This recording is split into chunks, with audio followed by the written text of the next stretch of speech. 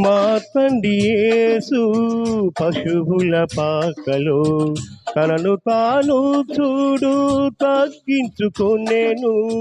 మా తండ్రి యేసు పశువుల పాకలో తనను తాను చూడు తగ్గించుకొనెను. కుమారుడు క్రీస్తు ఒలీవల తోటలో, కుమారుడు క్రీస్తు ఒలీవల తోటలో మోకాళ్ళ కన్నీటి ప్రార్థించే చూడు.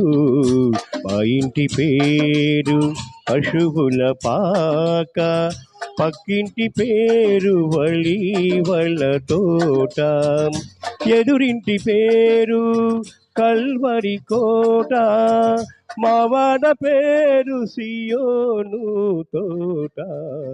మా ఇంటి పేరు